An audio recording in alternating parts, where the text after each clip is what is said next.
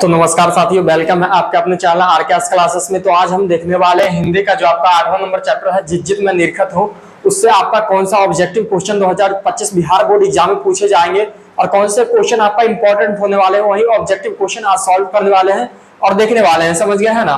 तो चलिए आज क्लास शुरू करते हैं। आज का क्लास शुरू करने से पहले मैं आपको एक बात बताना चाहता हूँ कि अगर आप इस चैनल पर नए हो, अभी तक इस चैनल को सब्सक्राइब नहीं किए हो, तो सबसे पहले चैनल को सब्सक्राइब और बेल आइकन को प्रेस कर दीजिएगा ताकि इसी तरह का वायरल क्वेश्चन का आपको रेगुलर क्लास मिलते रहे। तो चलिए आज का सबसे पहला क्वेश्चन देख लेते हैं। आज का सबसे फर्स्ट नंबर में आपका क्वेश्चन क्या है, समझ गए ना। आपका सबसे फर्स्ट नंबर में क्वेश्चन है, पंडित बिरजू महाराज किस घराने के वंशज थे। समझ गए ना। पंडित बिरजू महाराज जो थे वह किस घराने के वंशज थे। तो पहला है बनारस घराने का, दूसरा है लखनऊ घराने का, और तीसरा है डुमराव घराने का, और तीसरा है चौथा है जयपुर घराने का। तो पंडित बिरजू महाराज जो थे वो किस घराने का वंशज थे, अगर ये आपको पता है तो कमेंट में जरूर बताइएगा। तो पंडित बिरजू महाराज जो थे वह लखनऊ घराने के वंशज थे। समझ गया ना। तो आपका क्वेश्चन नंबर ए का ऑप्शन नंबर बी सही हो जाएगा। समझ गया ना। तो चलिए नेक्स्ट क्वेश्चन दूसरा नंबर में देख लेते हैं क्या पूछा जा रहा है। नेक्स्ट क्वेश्चन दूसरा में पूछा जा रहा है, बिरजू महाराज का संबंध है। बिरजू महाराज का संबंध क्या चीज से था, वही यहाँ पे आपसे पूछा जा रहा है। तो फर्स्ट में है तबला वादक से, सेकंड में है संतूर वादक से, थर्ड में है बांसुरी वादक से, और फोर्थ में है इनमें से कोई नहीं। तो यहाँ पे आपको लग रहा है कि इन तीनों में से किसी से भी पंडित बिरजू महाराज का संबंध था, तो नहीं, इन तीनों में से पंडित बिरजू महाराज का किसी से संबंध नहीं था, किसी चीज से संबंध नहीं था। तो आपका ऑप्शन नंबर डी हो जाएगा, इनमें से कोई नहीं। समझ गया है ना। तो चलिए नेक्स्ट क्वेश्चन की ओर चलते हैं। नेक्स्ट क्वेश्चन 3 नंबर में आपसे क्या पूछा जा रहा है। नेक्स्ट क्वेश्चन 3 नंबर में आपसे पूछा जा रहा है, जित जित मैं निरखत हूँ पाठ के लेखक हैं। जित जित मैं निरखत हूँ पाठ के लेखक कौन है। तो आपका पहला नंबर ऑप्शन में आ जाएगा यतीन्द्र मिश्र, दूसरा नंबर क्वेश्चन में आ जाएगा महात्मा गांधी, तीसरा नंबर में आ जाएगा अमरकांत, और चौथा नंबर में आ जाएगा पंडित बिरजू महाराज। तो जित जित मैं निरखत हूँ के लेखक कौन है, तो ये भी आपको पता जरूर होगा कि जित जित मैं निरखत हूँ के लेखक कौन है। तो जित जित मैं निरखत हूँ के लेखक कौन है, तो पंडित बिरजू महाराज है।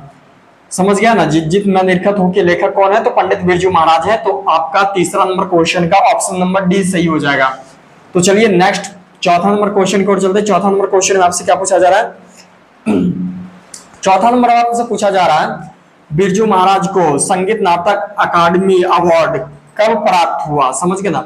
बिरजू महाराज को संगीत नाटक अकादमी पुरस्कार कब प्राप्त हुआ था, कितने साल के थे तब उनको नाटक अकादमी पुरस्कार प्राप्त हुआ था, यही आपसे यहाँ पे पूछा जा रहा है। तो फर्स्ट नंबर में है 27 साल की उम्र में, सेकंड में है 25 साल की उम्र में, थर्ड में है 20 साल की उम्र में, और फोर्थ में है 19 साल की उम्र में। तो पंडित बिरजू महाराज का कोई ये अवार्ड कब प्राप्त हुआ था, तो ये अवार्ड प्राप्त हुआ था पंडित बिरजू महाराज जब 27 साल के थे तब प्राप्त हुआ था। समझ गया है ना। तो आपका 4 नंबर का ऑप्शन नंबर ए सही हो जाएगा। तो चलिए नीचे देख लेते हैं 5 नंबर क्वेश्चन में आपसे क्या पूछा जा रहा है। 5 नंबर आपसे क्वेश्चन में पूछा जा रहा है, बिरजू महाराज को तालीम किससे मिला। समझ गया ना। बिरजू महाराज को जो तालीम मिला था, ये नृत्य करते वक्त जो तालीम मिला था वो किससे मिला था। समझ गया ना। तो पहला नंबर में आपका दादाजी से, दूसरा नंबर में बाबूजी से, तीसरा नंबर में नाना जी से, और चौथा नंबर में चाचा जी से।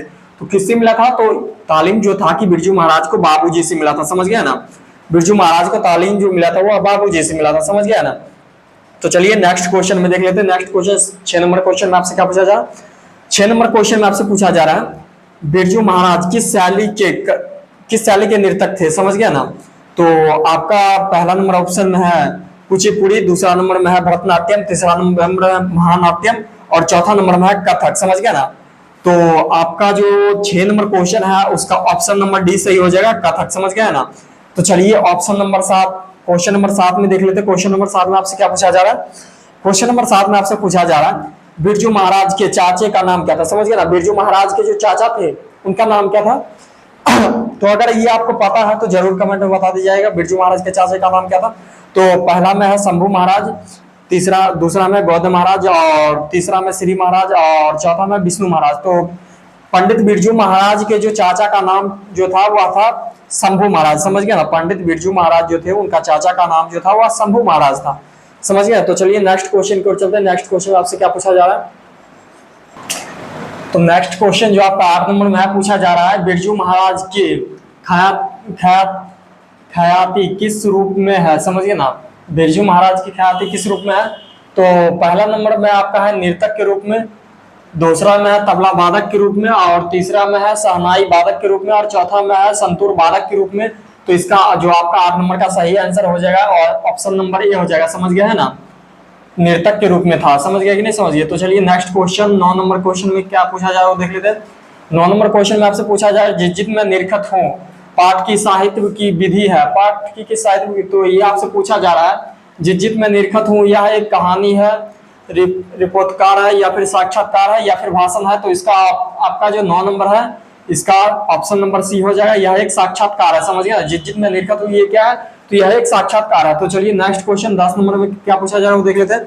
10 नंबर आपसे पूछा जा रहा है शंभू महाराज बिरजू महाराज के कौन थे। समझ गया ना, शंभू महाराज जो थे वो बिरजू महाराज के कौन थे। तो ऑप्शन नंबर ए में है आपका मौसा, ऑप्शन नंबर बी में है भाई, ऑप्शन नंबर सी में है चाचा और ऑप्शन नंबर डी में है पिता। तो ऑप्शन नंबर सी आपका सही हो जाएगा, चाचा थे। समझ गए ना, शंभू महाराज जो थे बिरजू महाराज के अपने चाचा थे। समझ गए कि नहीं समझ गए। तो चलिए 11 नंबर क्वेश्चन में आपसे क्या पूछा जा रहा है देख लेते हैं। 11 नंबर क्वेश्चन में पूछा जा रहा है हलकारे का अर्थ होता है। समझ गए, हलकारे का अर्थ क्या होता है, तो ये एक मुहावरा है। समझ गए ना, हलकारे का अर्थ क्या है, तो ये एक मुहावरा है। अगर आपको पता है तो आप लोग जरूर बताते जाइए।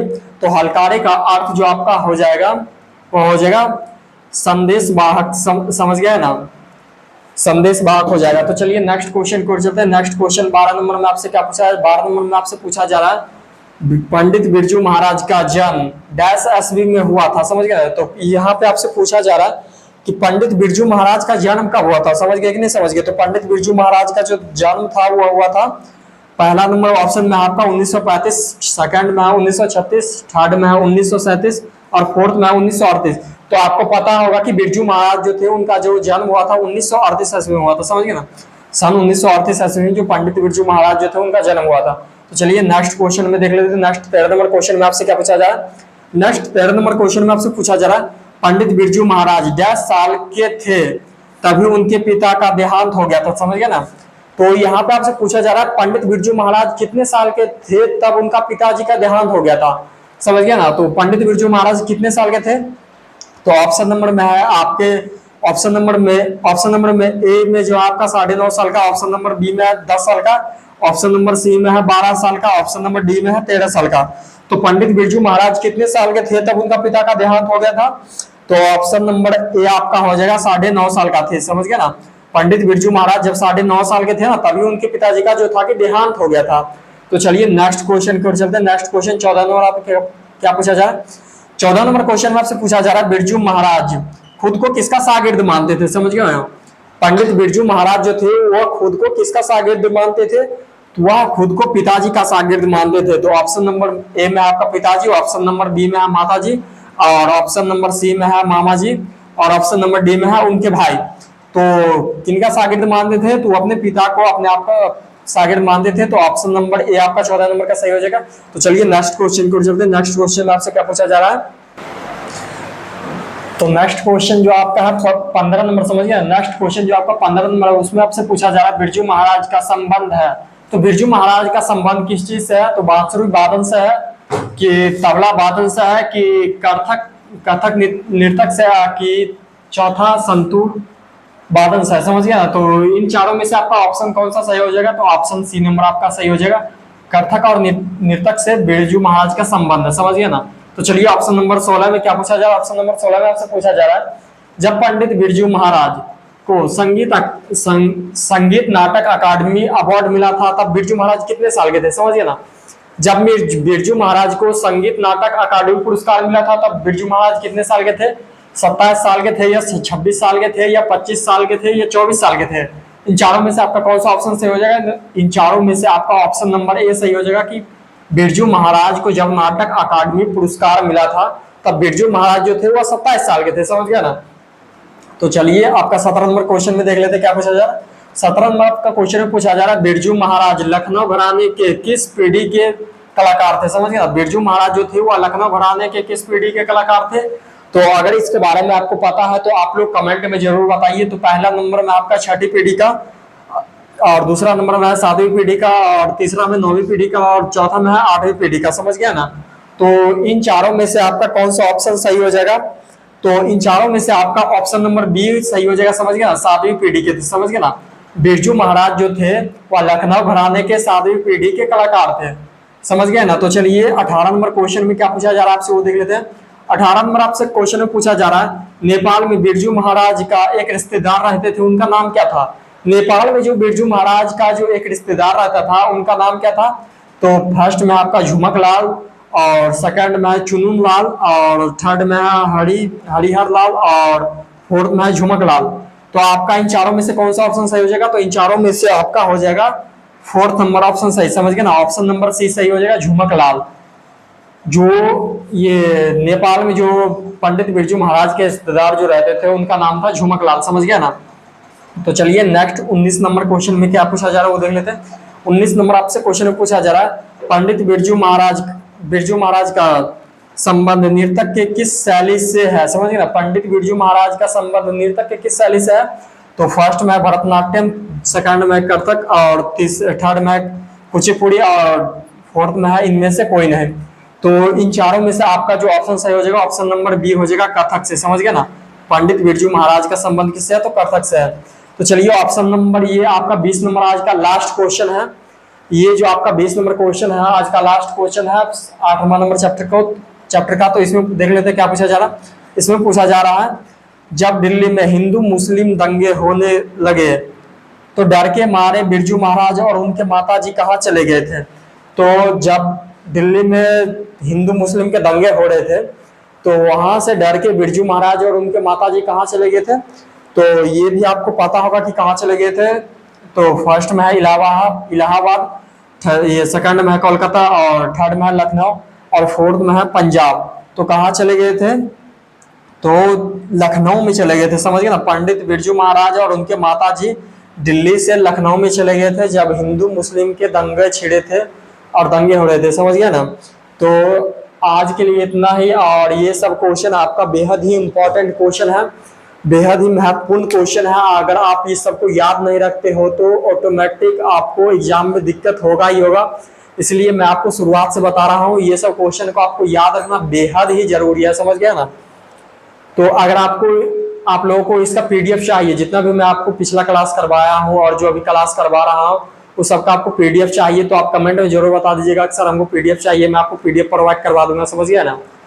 अगर आप लोगों को पीडीएफ चाहिए तो मैं इसका पीडीएफ फिर नोट्स एंड नोट्स सब कुछ फ्री में प्रोवाइड करवाता हूँ। अगर आपको भी चाहिए तो आप लोग जरूर बता दीजिएगा कि सर हमको पीडीएफ चाहिए या फिर नोट्स चाहिए, तो मैं आपको इसका पीडीएफ नोट्स सब कुछ फ्री में आपको प्रोवाइड करवा दूंगा। तो चलिए आज के लिए इतना ही, मिलेंगे नेक्स्ट क्लास में। जय हिंद।